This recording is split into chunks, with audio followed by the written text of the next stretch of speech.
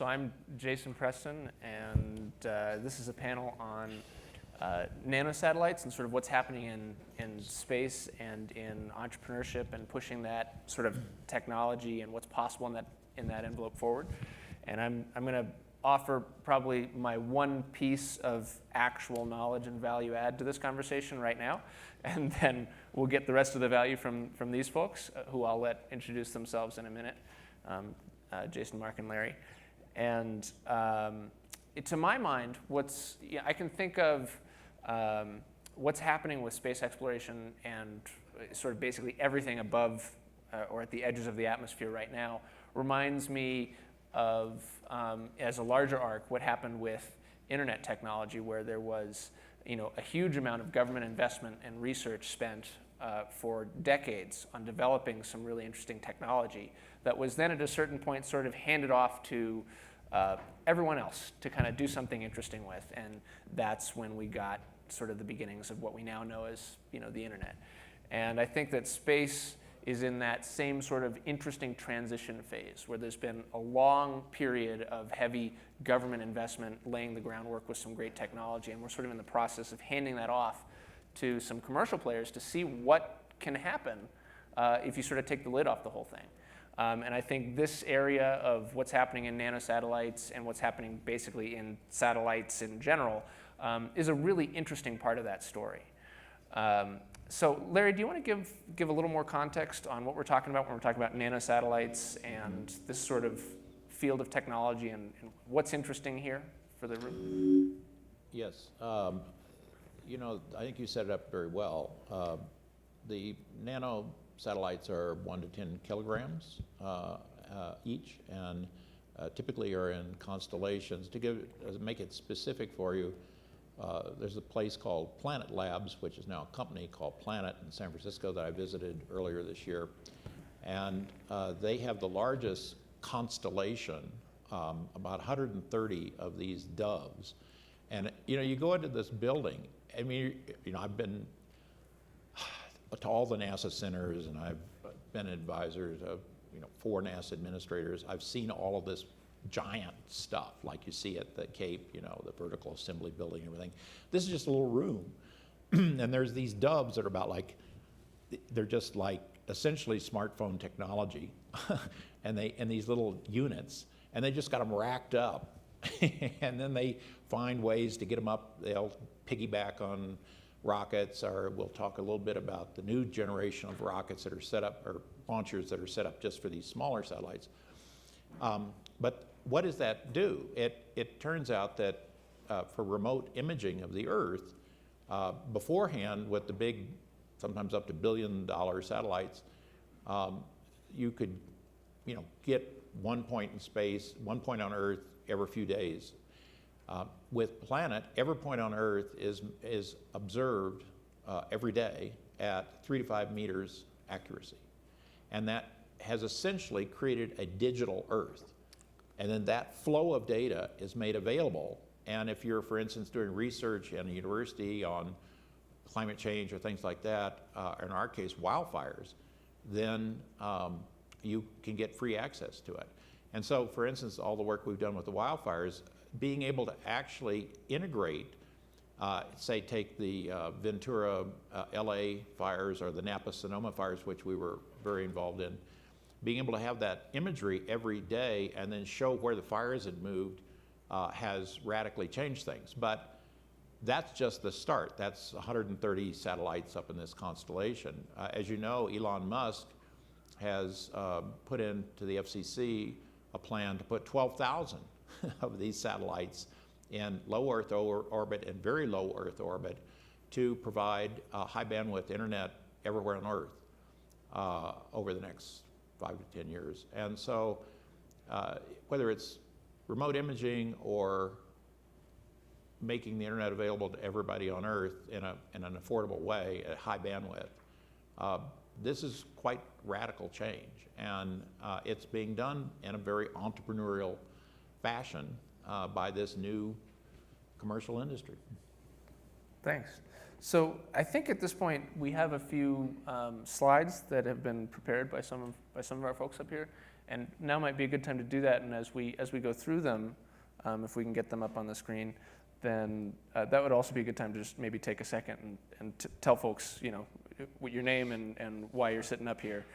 In the meantime, while we're waiting for the slides, something, Larry, that you were saying that's interesting is, Elon's planning to put up 12,000. There's how many has Planet put up in the meantime? There's 130. Plus another 20 or so bigger satellites, but of the Doves, 130. Now, there's something interesting about them, though, right? Which is that how long aren't they going to burn up? Well, this is a big problem.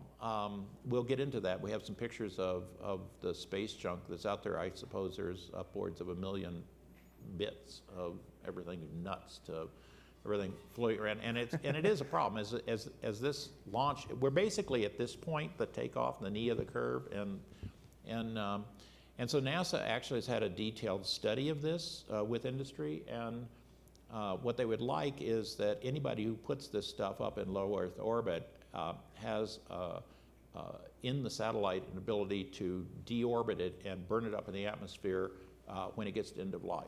Huh.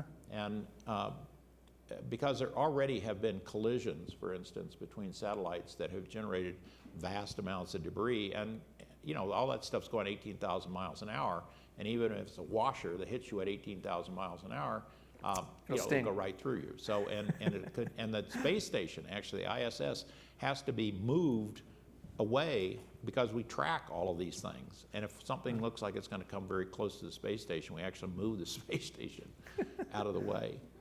Is this your slide? Yeah. All right, go for it. So, hi, I'm Jason Knapp. I am at a company called Viasat. We're a 1.5 billion market cap company that provides secure communications technology to governments and the satellite industry. So the interesting thing is my background, I'm fairly new to the company, and my background is in software development, particularly internet software, internet advertising, internet media. I was at MySpace for quite a while. So you might wonder, why am I at this company? Well, so the slide that we have up, getting there in a little bit of a roundabout way, shows our current connectivity. We put our second generation satellite into service a few months ago, and we're providing 100 megabit service or faster to airlines, communities around North America, residences, and government installations. It's about a 300 gigabit service through that satellite. On the next slide shows our... I think my assumption is that will advance it. There you go. This is our Viasat 3 constellation, which starts to go into service in a couple years.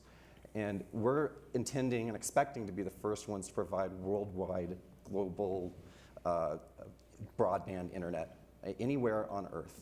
So with this then comes the interesting challenge, which is when you bring service to these people who don't have it today, about half of the population does not have internet today. Oftentimes they're going to be paying on an as-you-go basis. So when you're on an airline today, about 5 out of 100 people might buy that internet. So what could we do for those people that provides value to them and provides value to us? Or when we go into one of these communities in Mexico, as shown here, we put in the service, we put it in the market, you walk in, you pay 5 pesos, you get a PIN code, now you've got 60 minutes of broadband internet. They don't have cell service oftentimes, or if they do, it's very poor quality. So now you have people being able to do educational things, watch YouTube, do all sorts of things like that if they pay, but most of the time they're not on the internet. It's not continuous service because they can't afford that like we can here in the US. So the things I'm looking at are what kinds of services could we provide for these people aside from that hour of internet. So things like mobile payment, electronic currencies, educational services, messaging services that could either be ad supported or there's a transaction fee that allows them to get connected and access services that way.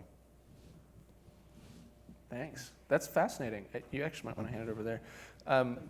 Before you get into your slides for a second, one quick question. So this is maybe a novice question on the technology side, but if you have a satellite up that's got the capacity to provide internet, you use the example of a plane, you've got 5 people on the plane. Do you have to do something to activate that coverage, and does that use does it like use the satellite during that time and for that place, which takes up the ability to use it in another place, or is it just a bandwidth question? Did the Yeah, sure. To a degree, yes. So we use geosynchronous satellites, so sort of the opposite of the nanosatellites. And the reason we're doing that is we can get coverage to the whole world very quickly that way. That's why we're going to be the first to do that.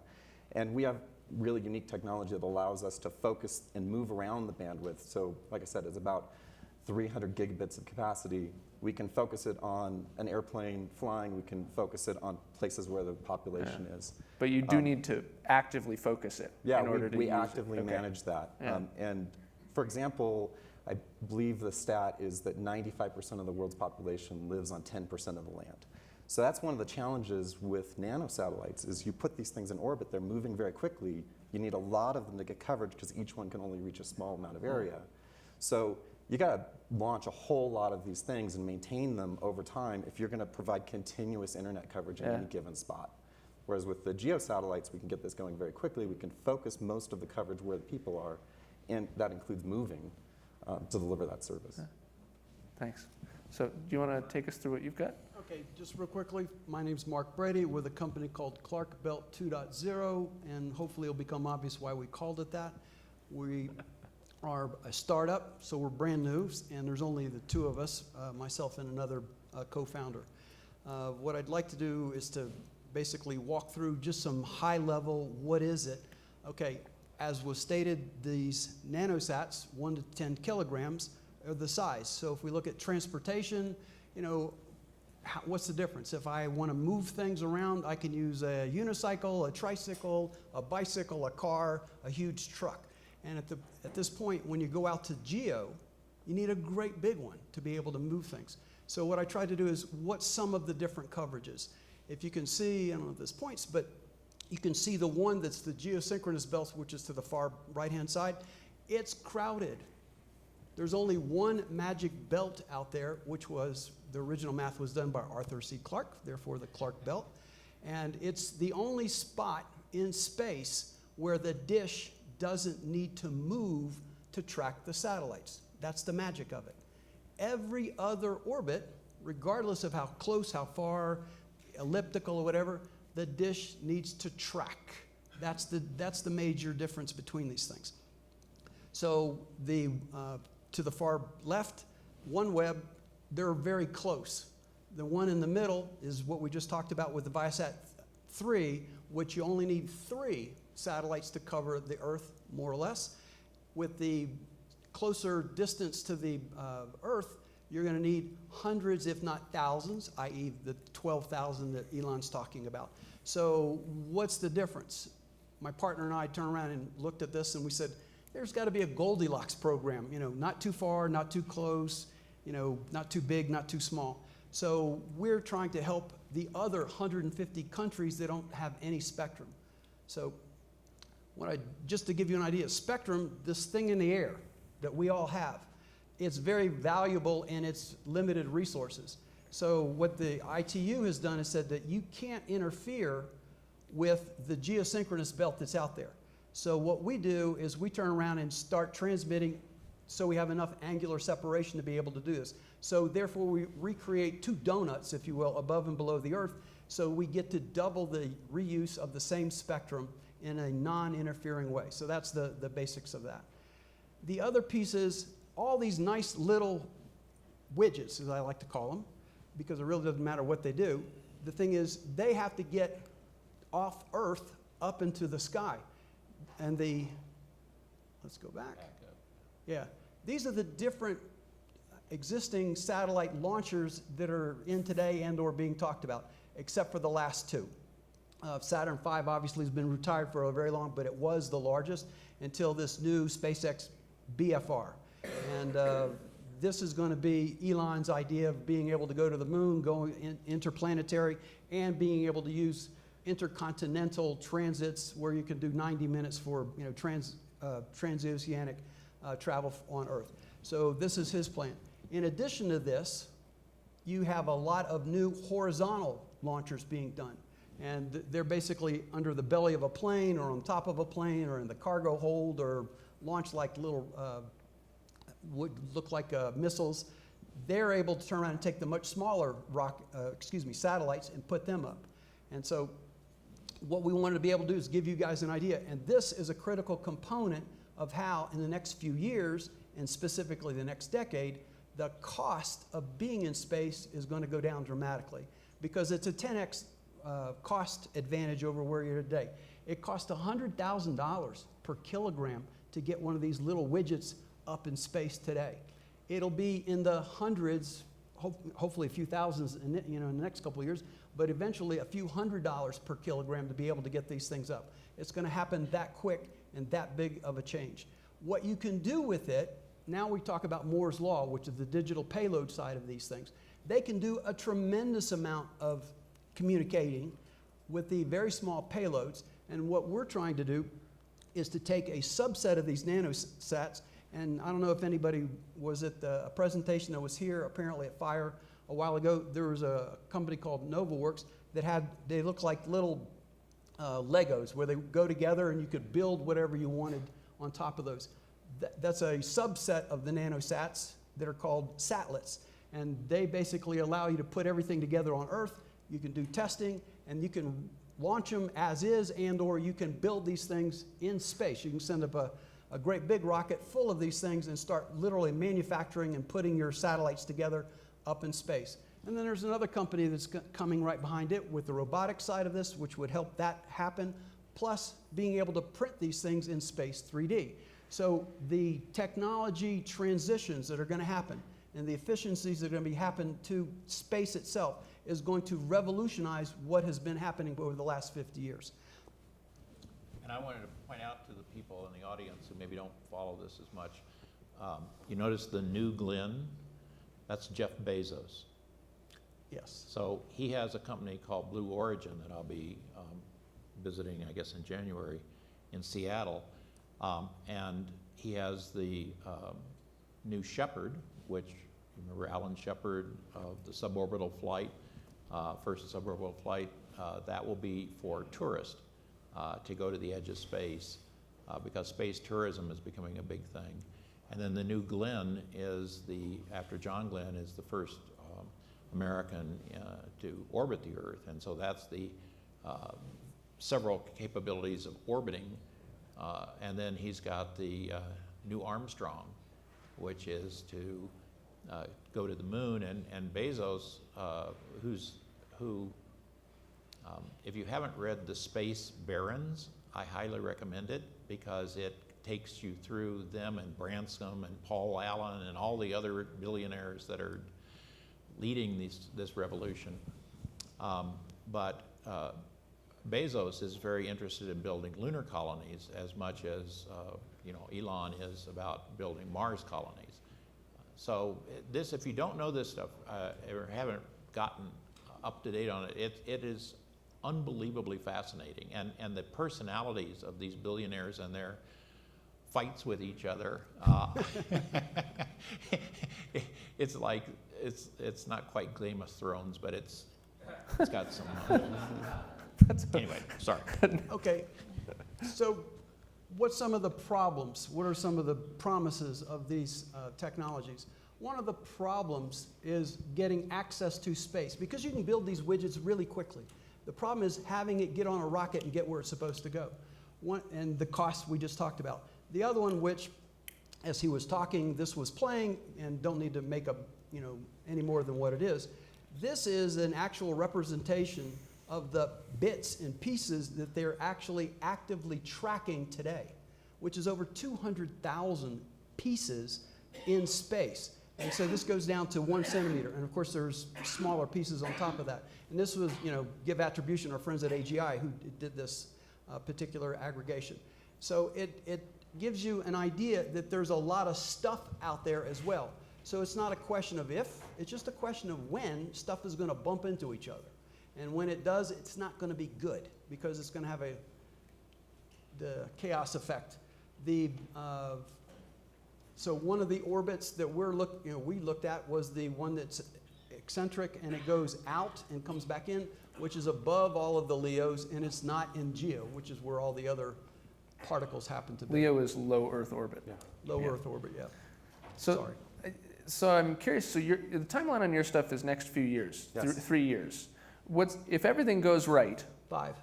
okay, 5 years. So we're talking 3 to 5 years, we have 2 completely brand new, high bandwidth, high power connectivity systems that have never existed before. Correct. I mean, what Mark is doing, okay, Mark Dankberg, who's the president of Viasat, what Mark is doing is going to be what I think is, I'm cheering him on for all kinds of good reasons, but with the geo implementation and the low cost widget at the bottom, the antenna, it's a very inexpensive distribution of what they call high throughput satellite, HTS. And that technology is proven, it's there, it just needs to get up there and get working. So it's a matter of time and obviously money, because these things are big, okay, they're size of school buses, and it costs a little bit of money to get these things up and going.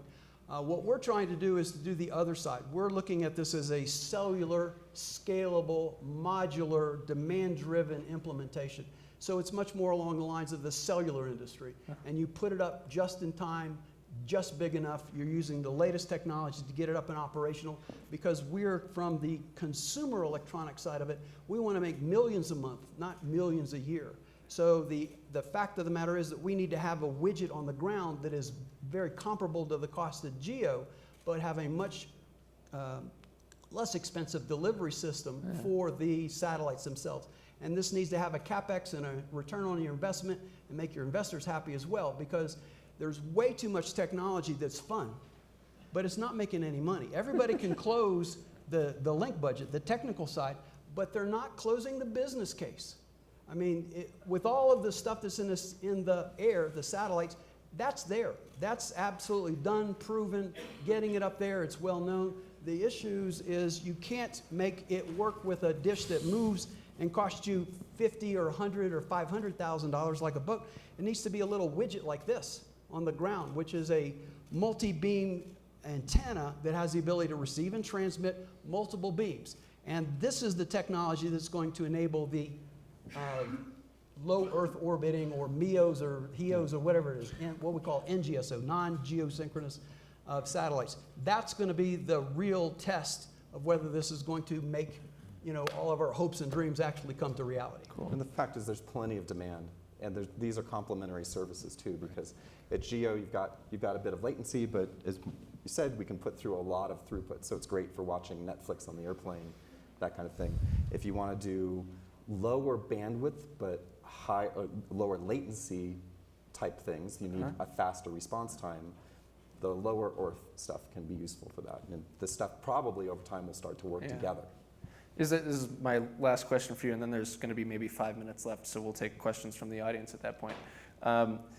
You talked earlier about how part of what you're doing is looking at what are the other things that you can do that provide value. I'm curious if you've come up with something that you think is particularly novel, or maybe it's unexplored. And this is the kind of room where if you throw it out there, you'll probably get 4 people coming up to you afterwards saying, "Hey, I have an idea about that." I was actually but hoping like, I might get some ideas from this group. Do you want to sort of spark that brainstorm? Like, what have you thought of so far, and Absolutely. what do you think about it? So, I mean, we're working on stuff right now, like our own messaging applications, so that we can do, it won't hog the bandwidth, but we can let people, somebody who lives in one of these villages in Mexico can talk to their son who's in the city, and we'll allow that for free, and then that gives us promotional opportunities and that kind of thing. But I think more interesting stuff comes in when you think about payment. In Kenya, Safaricom introduced M-Pesa. It's basically become their national currency. I don't think we're going to be developing any national currencies, but the idea was that you could go in, you could exchange some cash, you could put it onto your SIM card, and now you not only could you use it for airtime, but then you could start buying a Coke and stuff like that. And people start being able to use their cell phones to pay for everything, and this is enabled by the connectivity. So like I said, half the world's population doesn't have connectivity at all today.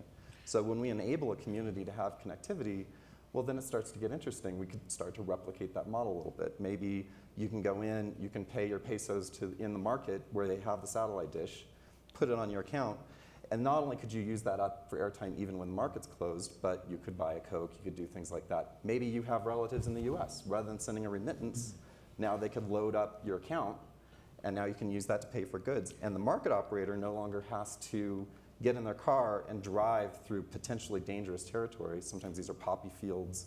We've had installers calling in, you can hear bullets flying in the background from their hotel room. You know, these are inaccessible areas. The market operator right now is to drive to the city and deposit all the cash that they collected for internet airtime. Well, what if they could give it to the delivery driver to pay for the goods that they're selling in their market instead, because people are paying for it that way? I don't see anybody at the mic, so Larry, go for it. So, you know, we've talked here a lot about health and all of the revolution and things like Fitbits and so forth that can actually make a big difference in people's awareness of their own body and do better things with it. But these are all, you know, this guy is going to my body area server. Correct. And this guy has enough energy, that's why you have to plug it in every night, to go to the internet. So, and again, not only is that enabling that phone to be a payment mechanism, but it becomes now a body area server for this whole generation of consumer health monitoring equipment that's becoming available. And we've talked about how do we make sure that the lower income, the people who would normally never get this kind of thing all over the world are able to participate. And I think if you can't have the connectivity back to the cloud that this provides, and you have to have the internet bandwidth to do it, that's not going to happen. Yeah, that's the role that satellite has to play in the telecom industry. We are the ubiquitous mobile connection around the world. What we need, and it works, absolutely works, and has been working for decades. We now need to take it down to where it's affordable and have it within the ability of the end user to pay. We need to have seamless, we need to have transparent, we have automatic handover as you move from a terrestrial mobile network into the satellite. And it just becomes automatic. It becomes transparent, and you don't even know that you're making the transition. Right. That's where it needs to be. And done at the right cost, because again, it has to be a business that's sustainable.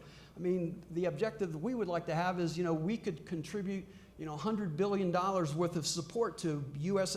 Universal service obligations around the world to help spur their economies to create a tax base and an infrastructure and education and all these things that can turn around and keep everything growing, so that we have the ability to have those guys make enough money to pay for these things. Because the ability to supply this from the satellite, you know, our system is designed to be a petabit plus. So it's many orders of magnitude more than we have today. We have less than 3 terabytes worth of capacity in satellite, and by the end of the decade, it's going to be petabytes. So the final last call for coming to the mic. Otherwise, I'm going to hog the last 2 minutes of airtime here. Okay. Is this the kind of system where are these the kinds of systems where once one company builds it, it would be stupid, expensive, redundant to build another one, kind of like the telephone network, right? It's like, I'm not going to string more wires across the country. We already did that. Is this like that, or are a bunch of companies going to follow in your footsteps? They're not exclusive. It's much more like the cellular system. No one cellular operator owns all of the towers around the world. They use a CapEx, strategy that they do these things. They obviously have standards and technology agreements, but it's the commercial arrangements where you roam that goes along with the technology that makes it very inexpensive for the ecosystem that builds a robust vendor group that allows the widgets to do all of these great and wonderful things and all of the ancillary services that you bring, but it's through a one platform, this interface. The demand is there. Oftentimes you don't see it because the capacity hasn't been there, so people haven't implemented things that they would be using it for. When we put up Viasat 1, it had more capacity than the entire satellite data space existing at that time. And people thought that our founder, Mark, was crazy in doing that because the economics didn't pencil out based on what people were buying then. Yeah. But it was completely used up within a year, the demand. And the other thing that we haven't talked about is also disasters. I mean, as climate change rolls forward, the main thing you're going to see is more and more extreme weather events like we've just seen in the panhandle of Florida. And so instead of being able to see every place on the earth once a day, what if it's every hour or two? What if everybody has an ability to communicate who are in these devastated regions, even if the cell towers go down and everything else, the satellites, there's no weather up there, So they're going to be just fine. And Just so fine I think washers. that the world is going to have this if they're going to be able to respond to what we have induced. In fact, we're working on partnering with relief organizations to be able to go in quickly after a disaster. The one commonality that the mobile industry and the satellite industry has is this wanting to use the same spectrum. The mobile industry is about to get a whole bunch of regulators to give spectrum that's in satellite and put it on the ground for them to roll out 5G and whatever else they want to be able to do. The chips that are in the cell phones today have the 80% of the capability to basically make this automatic. It's an antenna thing, because today we have, software-defined radios for decades. We are deploying what will now be software-defined satellites. It's that software-defined antenna that is, both on the satellite and on the ground that's going to make the link budget actually work, which will make the economics work. Awesome. So we're out of time. Thank you for coming up and doing the panel. I think this is pretty interesting. And find them, outside at the break, et cetera. Please, ladies and gentlemen.